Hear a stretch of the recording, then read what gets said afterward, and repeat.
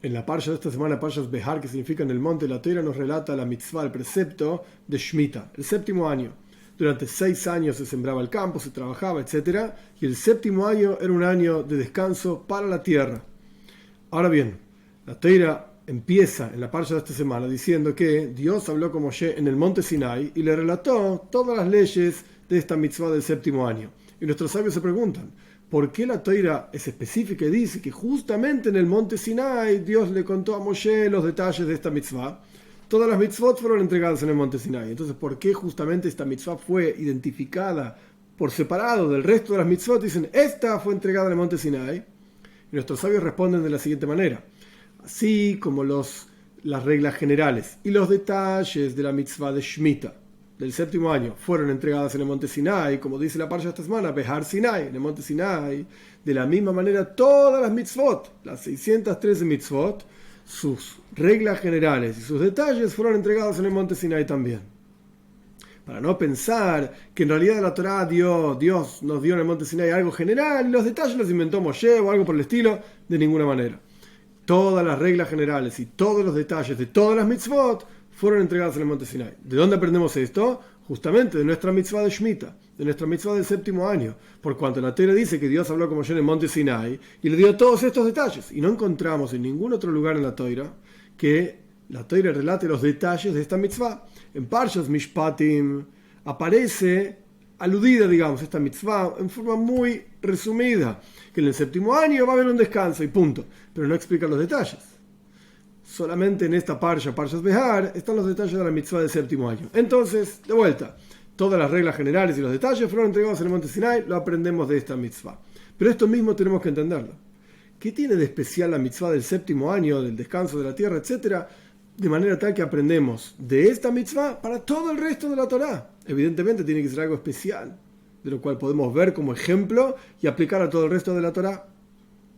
Y más aún, cuando uno observa cómo está planteada esta mitzvah, dice, primero que nada, 6 años vas a descansar, y el séptimo año, 6 años vas a trabajar, y el séptimo año vas a descansar.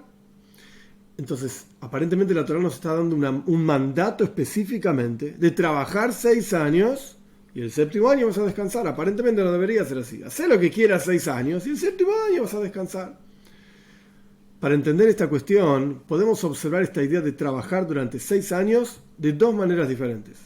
Podemos decir que es una preparación para el séptimo año, por cuanto uno trabajó la tierra durante 6 años, y sembró, y cosechó, etc. El séptimo año automáticamente es una continuación de los 6 años anteriores. Los 6 años anteriores fueron una preparación justamente para el séptimo año. Entonces la Torá nos manda a trabajar 6 años para prepararnos justamente para descansar en el séptimo año. Esta es una forma de verlo. Otra forma de verlo es al revés. Los 6 años de trabajo son importantes, por eso la Torá nos manda, por así decirlo, a trabajar los 6 años, porque en realidad son el objetivo. ¿Para qué descansamos el séptimo año? ¿Para qué la tierra necesita recuperar sus minerales y su fuerza, etcétera, para producir los próximos 6 años? Entonces surge que los 6 años en realidad son el objetivo. Estas son las dos formas de verla. O los 6 años son la preparación para el séptimo año, o el séptimo año es la preparación para los 6 años y los 6 años de trabajo son el objetivo. ¿Qué importancia tiene esto? Porque en la práctica esto es un asunto general para todas las mitzvot. Y el concepto es el siguiente. Se exige de cada uno de nosotros que tengamos momentos en la vida. Momentos en los cuales nos entregamos por completo a Dios. Y el mundo material a nuestro alrededor no tiene absolutamente ninguna importancia. Como por ejemplo el día de Shabbat. Es un día de descanso, como por ejemplo el momento del rezo, la oración. Es el Shabbat, es el descanso durante la semana todos los días. Es un momento en el cual la persona está totalmente entregada a Dios. El resto del universo no existe. Pero podemos ver esta cuestión justamente de estas dos maneras. Podemos ver que la persona se involucra la mayoría del tiempo con el mundo material y trabaja y pone y saca y hace, etcétera, etcétera. Metido en el mundo, por así decir. Y esto es una preparación para que llegue el séptimo día o el momento del rezo, etcétera, el momento en el cual uno se separa del mundo y se dedica totalmente a Dios. ¿Por cuánto se dedicó durante, por así decir, 6 días al trabajo y a las cosas mundanas, etcétera? Entonces ahora puede encontrar un tiempo para dedicarse a Dios. Entonces los 6 días de trabajo, los 6 años de sembrado, etcétera, son una preparación para el séptimo día. A partir de que hiciste estos 6 días, puedes dedicarte el séptimo día a Dios. O lo podemos ver al revés.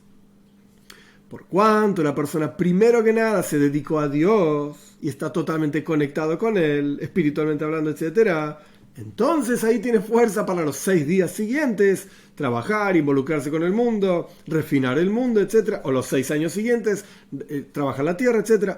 Entonces vemos que esta mitzvah de Shemitah, este precepto del séptimo año de descanso, es algo general en toda la Torá, es el trabajo de cada uno de nosotros, de o prepararnos para esta conexión con Dios a través de trabajar en el mundo material, o al revés, a través de la conexión con Dios. Esto es lo que nos prepara para trabajar en el mundo material. Por eso, justamente esta mitzvah del séptimo año fue elegida como mitzvah general para enseñarnos que todos los detalles de la Torá y todas las reglas generales fueron entregadas en el monte Sinai, etc. ¿Y de dónde sacamos la fuerza para tener estas dos cosas? Trabajar en el mundo y no ser absorbidos por el mundo, y a su vez poder dedicarnos totalmente a Dios, justamente Behar Sinai, del monte Sinai. La idea del monte Sinai, muy en resumen, es que por un lado es un monte, quiere decir que es una elevación, pero por el otro lado era el más bajo de los montes, quiere decir que hay humildad. Es esta dicotomía, este rejunte, por así decirlo, de dos opuestos, en los cuales por un lado la persona reconoce sobre sí mismo que su vida es la conexión con Dios. ¿Quién soy yo? ¿Y quién soy yo? ¿Qué fuerza tengo para enfrentarme con el mundo? Solamente porque estoy conectado a Dios. Esto se dice en el mundo hasídico, bitul, anulación, entrega. El más bajo de los montes, Behar Sinai, justamente el monte Sinai más bajo. Pero por el otro lado, esto le da la fuerza, esta conexión le da la fuerza a la persona para que con orgullo y con fuerza y sin vergüenza, en el buen sentido, la persona se enfrente al mundo y salga, y no solamente el mundo no tenga capacidad para influenciar a uno, sino que todo lo contrario.